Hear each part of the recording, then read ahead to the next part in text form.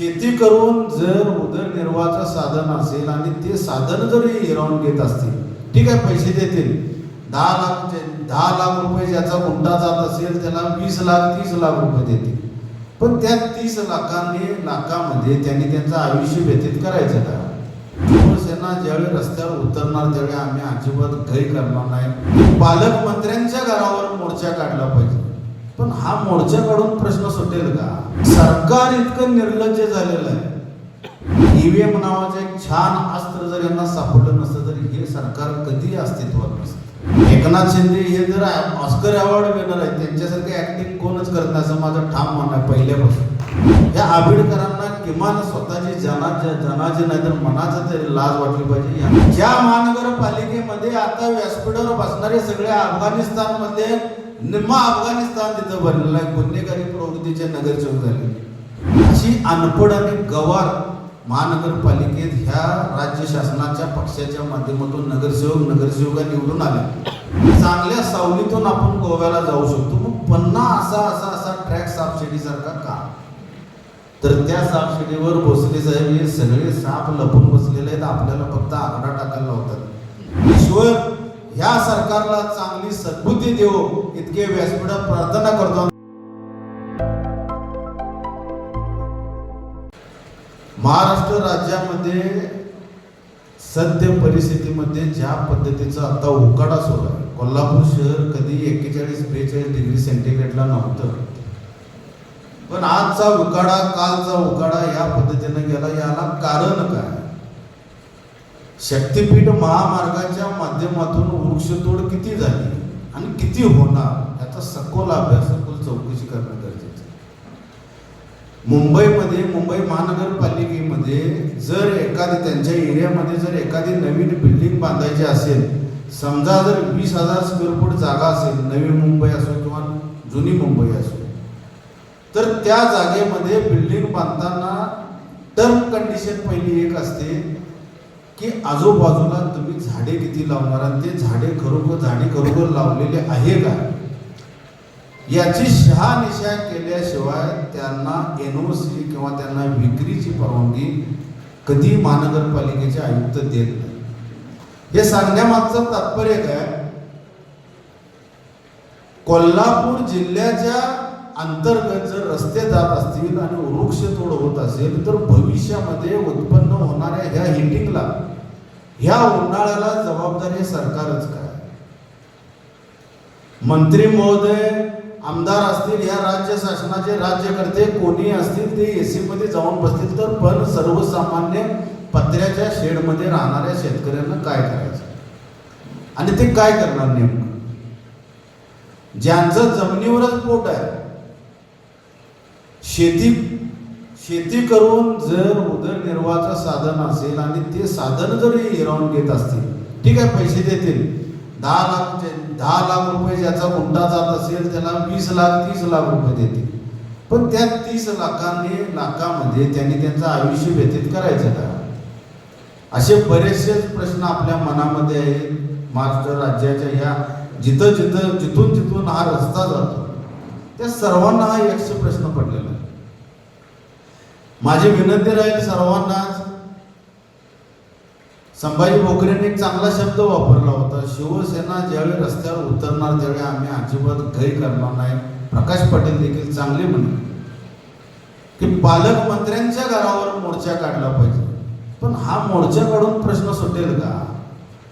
सरकार इतकं निर्लज्ज झालेलं आहे. चांगल्या शाळा बंद करून त्यांनी हॉटेल्स आणि बारला परवानगी दिली. हे सरकार, ही वस्तुस्थिती. शैक्षणिक क्षेत्राला प्राधान्य कधीच दिलं नाही, मेडिकल क्षेत्राला कधीच प्राधान्य देत नाही, आणि आता शेतकऱ्यांच्या मुळावर देखील उठलेले आहे. यदा कदाचित ईव्हीएम नावाचं एक छान अस्त्र जर यांना सापडलं नसतं तरी हे सरकार कधी अस्तित्वात नसतं. यांना जनता स्वीकारत नाही, या लोकांना, या नेत्यांना जनता स्वीकारत नाही, पण जनतेला हे स्वीकारण्यास भाग पडतात. सध्याच्या या आधुनिक युगामध्ये पूर्वीच्या काळी समजा 50 वर्षापूर्वी 60 वर्षापूर्वी सुभाषचंद्र बोस कलकत्त्यामध्ये काय बोलले आपल्याला इथं कळेपर्यंत कमीत कमी महिना जायचा, पण आता क्षणात आपल्याला समजतं. जर आपले पंतप्रधान महोदय म्हणत असतील काटकसर करा आणि दुसऱ्या दिवशी लगेच अखंड मंत्रिमंडळ काटकसर करण्यासाठी ऍक्टिंग करण्यासाठी जर रस्त्यावर येत असतील, नाही मी इलेक्ट्रिक गाडीतून आलो, माझी फोर व्हीलर आहे, मी यातून आलो. एकनाथ शिंदे हे जर ऑस्कर अवॉर्ड विनर आहे, त्यांच्यासारखी ऍक्टिंग कोणच करत नाही असं माझं ठाम म्हणणं आहे, पहिल्यापासून ठाम म्हणणं. मला नेहमी सतत भोसले साहेब मला नेहमी सतत यांच्याकडून ऑफर्स आल्या, अमुक आलं तमुक आलं, मी का फुटत नाही माझ्या. काय नसलं तरी चालेल पण शेवटपर्यंत लढायचं, काही नको. काय माझं काय घरची काय गरीब नाही, दारिद्र्य नाही, माझ्याकडे काय गाडी नाही असा विषय नाही, काय घर राहिला नाही असं नाही. 4-4, 5-5 घर आहे, 2-4 गाड्या आहे, चांगलं आयुष्य जगतो. कोणालाही न लोबाडता घर बांधले, कोणालाही न लोबाडणाऱ्या माझ्या गाड्या. हे सांगण्याचं तात्पर्य काय, ह्या मंत्रिमंडळाच्या माध्यमातून फसवणूक करून गडगंज व्हायला लागलेले आमदार लोक. ह्या आंबेडकरांना किमान स्वतःची जनाची नाही तर मनाचं तरी लाज वाटली पाहिजे. यांचं काहीतरी प्रकाशावर उद्या कॉलेज कुठे तर काढले की तिने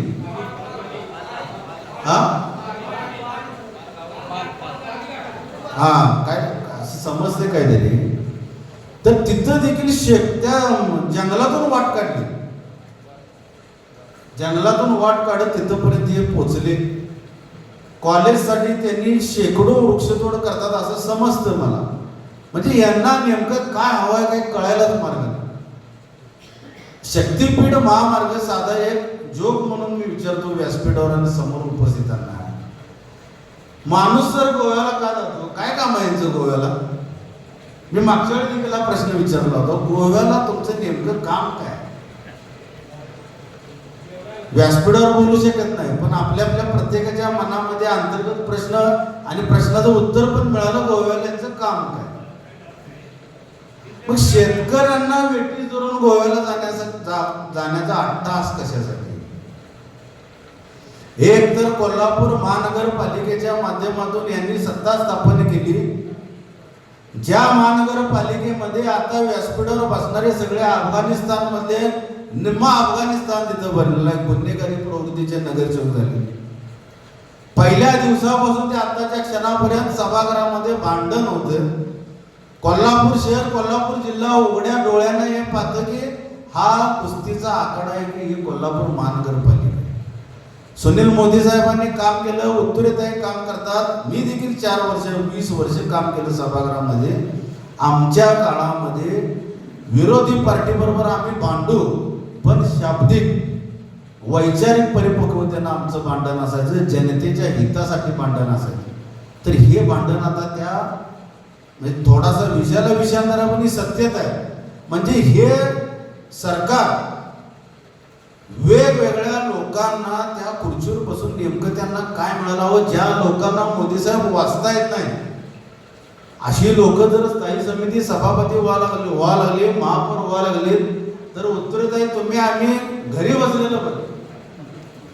ज्या लोकांची पात्रता नाही आमच्या समोर उभा राहायचे अशी लोक जर निवडून आली असतील आणि त्यांना समजा हे टेंडर आले, हे इंग्लिश मधून जर टेंडर काढलं तर ते किमान वाचायला तरी आलं पाहिजे. अशी अनपढ आणि गवार महानगरपालिकेत ह्या राज्य शासनाच्या पक्षाच्या माध्यमातून नगरसेवका निवडून आले. हे दुर्दैव आहे. भोसले साहेब हे आपलं दुर्दैव आहे. ज्या रंकाळ्याचं प्रदूषण चालू आहे तिकडे लक्षच नाही, पण रंकाळ्याला सजावटीचं कडे लक्ष. अगदी तशाच पद्धतीनं शक्तीपीठ महामार्ग म्हणजे काय, जिथं कसलीही शक्ती अस्तित्वात नाही, कसलंही पीठ नाही. हा ठीक आहे, 12 ज्योतिर्लिंग आहे किंवा 12 लिंगांना जाण्याचा महामार्ग जिथं जिथं जिथं जिथं देशभरातून जातो तिथं तिथं रस्ता झाला पाहिजे, अतिशय चांगला विषय. अमरनाथला जायचं असेल चांगला रस्ता झाला पाहिजे, 100% आम्ही ग्राह्य म्हणू. पण शक्तीपीठ महामार्गाच्या माध्यमातून मिळणारं जे काही कमिशन आहे हेच राज्य सरकारला नेमकं पाहिल्याने हजारो कोटी रुपयाच्या सरकारचं कमिशन त्यामध्ये आढळलं. हेच ह्याच्या मागचा हेतू आहे. सन्मान्य चौगुले साहेबांनी सांगितल्याप्रमाणे जर रत्नागिरीला जाऊ शकतो आपण व्यवस्थित, कोकण मार्गच आहे. सध्याच्या अतिशय चांगल्या सावलीतून आपण गोव्याला जाऊ शकतो. मग पुन्हा असा ट्रॅक सापशिडीसारखा का? तर त्या सापशिडीवर भोसले साहेब हे सगळे साप लपून बसलेले आहेत. आपल्याला फक्त आकडा टाकायला लावतात की त्याला गिळंकृत करणे. आणि शेतकऱ्यांचं बिचारांचा हाल चालू आहे. त्यांनी दर भटकायचं. एक दिवस असा यांना